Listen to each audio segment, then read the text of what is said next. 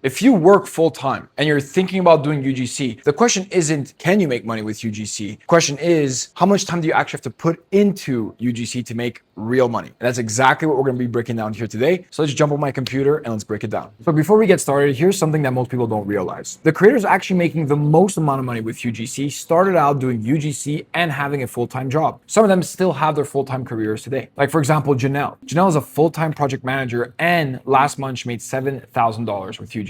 Or Sorimar, who was doing real estate and UGC at the same time and last month made over $10,447. Or Alex, who has a remote job and works 9 to 5, but finds ways to put UGC into his schedule. Last month, he also made $7,000. None of these people quit their jobs and started doing UGC full time. It's an income that they built on the side first, and as they were making more money, they then got to decide do they want to keep their career or want to do UGC full time. So what we're going to be breaking down today is if I were to do UGC in 2026 and start from complete scratch, how would I manage this while having a full-time job? And my promise is by the end of the video, you'll know exactly how to get started doing UGC if you have a full-time career and make serious money. So without further ado, let's jump in. All right, so the first thing we need to do is a time audit. If we don't understand how much time we have left after our life happens and our work happens, then we don't know how much time we actually have to put towards UGC. And look, here it is super important. We do not want to answer these questions as if like the ideal scenario. Just be completely blunt and honest about what's the current schedule that we have right now. Because if we're going with a schedule that is ideal but doesn't really exist and doesn't actually happen in the day-to-day, it's going to be very hard for us to actually implement this once we're trying to do UGC. So first thing we need to look at is what time do I go to bed and how many hours do I sleep? On average, not ideally, right? If you wake up at 7, but you're like, I want to do this UGC thing, so I'll wake up at 4:30, the chances of you getting that done are going to be very, very slim. So I would be honest here again. If it's 11 o'clock and you wake up at 8, that's what it is, right? So that would be the first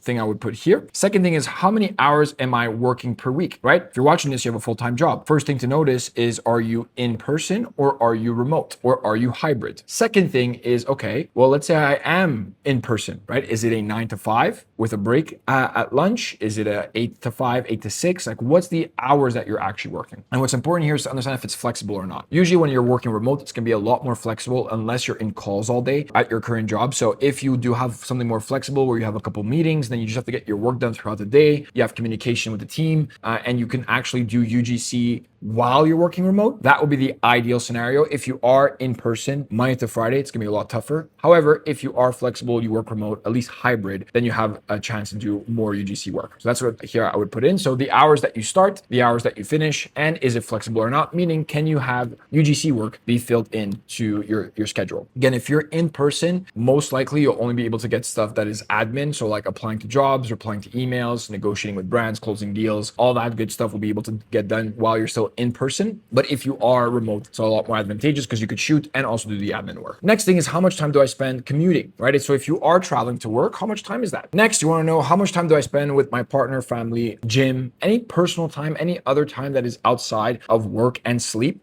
We also want to put that onto the board as well. So that this way we understand, okay, well, how much time do I actually have left? So here, let's say that, I wake at, 7 a.m. And then I'm pretty much doing my morning routine, let's say until 9 a.m., right? So this is either I wake up, get ready, brush my teeth, go to the gym, or take care of the kids, get them their breakfast done, get them ready for school. Then how many hours am I working? So I'm usually working. So let's say I start at 9 a.m. and then I end at 5 p.m., but it's flexible. So I work remote. So I'm able to get hours in here. Let's say that I could probably put 2 hours in my day that I'm actually working that I can put towards UGC. And do I spend time commuting? Let's say I spend, 3 hours per day commuting. This can be, commuting. I can't spell today. So let's say that this includes like you going to the gym or you dropping the kids off or any time that you're actually not at home, but you're kind of moving around. Let's say 3 hours there. And let's say I give another, 3 hours to everything else, right? Kids, family, gym, all that good stuff. Eating as well. So let's put that in there. So here, let's say that from my wake to morning routine at 9 a.m., I can't really do much. I have 2 flexible hours during the actual work when I'm working. And then let's say that I have 1 hour hour nighttime to kind of, settle down. So that'll give me 3 hours per day. So then that would give me, let's say I have my 3 hours per day. Let's say I'm able to do that Monday to Friday. So 3 times 5, that gives me 15 hours during the week. And let's say that on the weekends, if there's work, I'll do it. Let's say mostly shooting content, maybe on one of the days, let's say Saturday. And then from there, let's say I'll shoot for 3 hours, right? So that means, I have 18 hours per week. Now, if you do not have at least 5 to 10 hours per week to put towards UGC, then I would say that UGC is probably not for you. You definitely need to put in the time, especially if you're a complete beginner, because you're gonna have to spend time learning, developing skill sets, practicing speaking to the camera, editing, pitching to brands. And so if you don't have at least 5 to 10 hours per week, this is kind of the litmus test to if you should be pursuing UGC or not. So let's say now in this example, let's say we have 18 hours to go. One thing that's also good to note is that this number will only grow the more money that you make. It's interesting how when you make more money, you're now incentivized or you are motivated to find more times during the day to put towards your UGC business, especially when it starts to grab momentum, you start getting paid, you start hitting your first 1,000, 3,000, 5,000, you start finding a lot more hours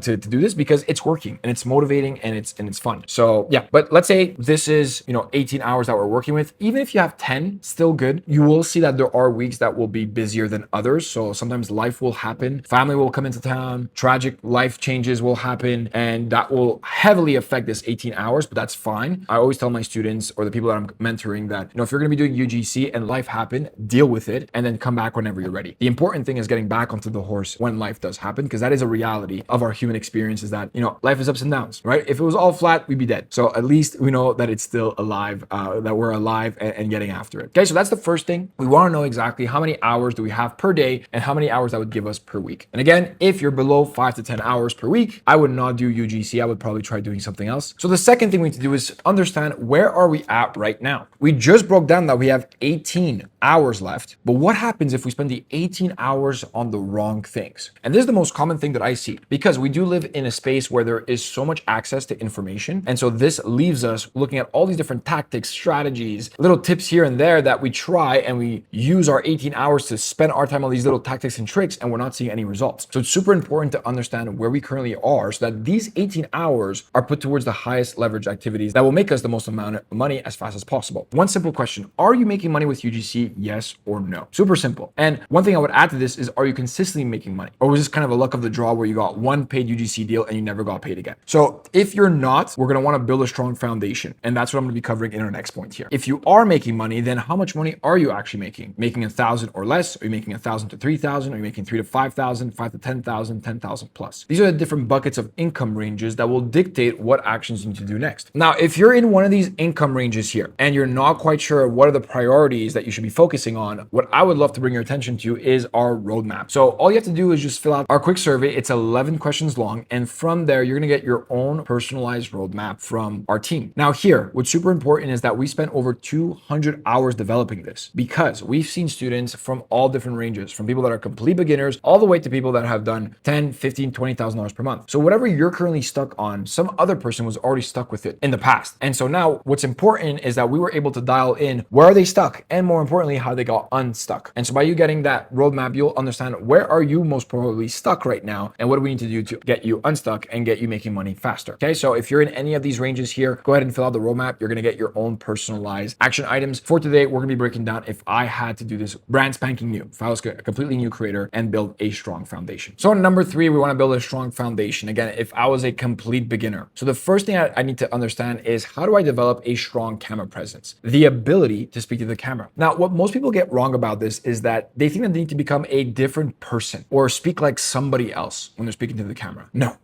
just speak like yourself and who you are, a bit more energy, a bit more emphasis. That's it. Okay. We just need to capture who you are as a human being, but again, with a bit more energy. Because without good camera presence, brands are not going to want to work with you. So it doesn't need to be perfect. It just needs to be good enough. Second point is a creator's corners. Creator's corners is your background, right? So here I set you guys up here on this camera looking at this background because this is the one that I thought was actually good. Now I spent hours trying to figure out which other parts of this home would have good creator's corners so you guys can have a high quality experience behind. Okay, you want to be able to go and do that and figure that out for your home as well. This will allow you to create higher quality videos. Third is video examples. Without video examples, brands can't make a decision if they want to work with you and pay you. And last is pitching brands on UGC platforms. So here, this is how I would do it on a weekly basis. So my week 1 would have 3 things. First thing I would do is camera presence. It's going to take you about 3 hours. And this is where you want to create 10 videos and keep improving one thing after every video until you are good enough. So you could go to a place like ChatGPT, ask it for 10 video prompts of things that you can speak to on camera, pick up the camera, shoot a video, and do that 10 times. But after every video that you shoot, look at yourself and be like, what is one thing that I would want to improve here? Is it that I'm not looking at the camera? Is it that I'm still uneasy, uncomfortable? Is it that I'm not starting with enough energy at the beginning? Like, what is it that I need to improve? Just pick one thing and then bring that into your video 2. Do your video 2, look at it again. What's one thing I can improve? Bring that into your video 3, so on and so forth. And by you stacking one improvement after one another from video 1 to video 10, you'll usually find yourself that you're good enough to be speaking on camera. But so here you just want to have your topics created by ChatGPT or Claude that you can then kind of give you a direction of where the video is going to go and then just speak. This doesn't have to be edited. If you ramble or you stutter over words, that's completely fine. It's part of being a content creator, and do that in your first week. So that's only 3 hours. Second is going to be your creators corners, which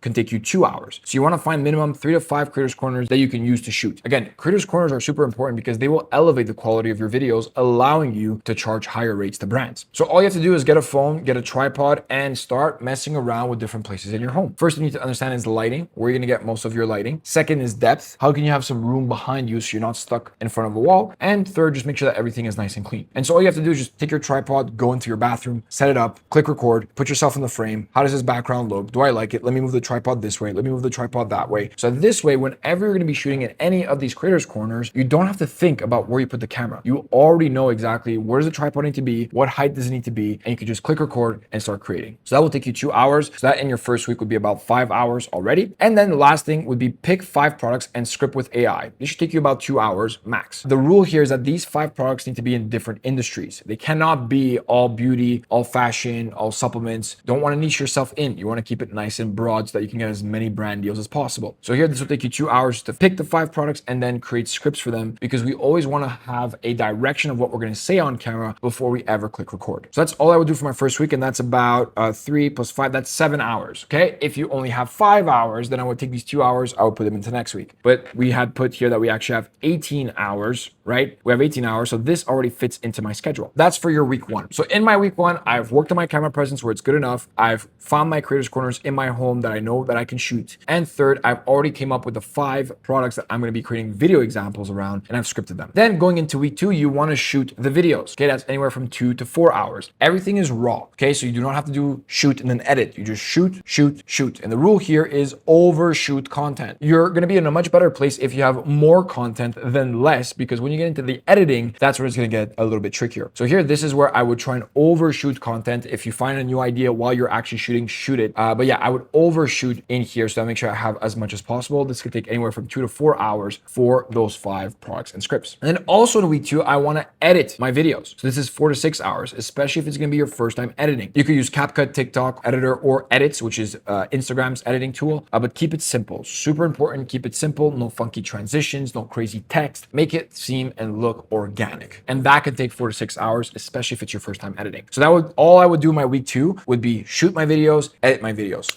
Done. Nothing else. And then into week 3, now that I have my video examples, is I just apply on UGC platforms, 1 hour per day, non-negotiables. If I have 18 hours, all of my 18 hours go to applications, nothing else, especially on my first week of my week 3, because I want to try and get as many applications done to see, are my video examples strong enough? If they're not strong enough, then all I would do is apply consistently and then maybe create 1 video per week that's brand new so I can keep building up my portfolio. But this is all I would do to get to my first $1,000 per month if I was starting to become a UGC creator in 2026. This is all I would do. So you can see that here in 3 weeks, if you're a complete beginner, you can get up and running and land your first paid deal. The important thing is spending the time on the right things. And I'll give you another tip. If you're also a beginner, you have video examples, you are applying, but you're not getting any deals, it's your video examples. They're just not good enough. Again, brands need to take a look at your video examples to make a decision if they want to work with you or not. And if you're applying 18 hours a week, okay, and you're not getting any deals, it's your video examples. Okay. And so here's what I would do if I was a complete beginner in 2026 to make money with UGC. If I was, again, complete beginner, I would run through this play right here. I would build a strong foundation of camera presence, creators corners, picking 5 products that are in different industries, scripting them, shooting those videos, editing those videos. And then after, all I'm focusing on is applying on platforms. Now, if I'm somebody who has a bit more experience, then I would fill out our UGC roadmap, where you can get a personalized roadmap of exactly what you need to do for a specific week. So if you found value today, it would mean the world to me. If you subscribe, hit a like, drop a comment. Where are you at right now in your journey? And what other videos would you like to see in the future from us? But yeah, again, my name is Mike. Have yourself a great rest of your day, and we'll see you in the next video.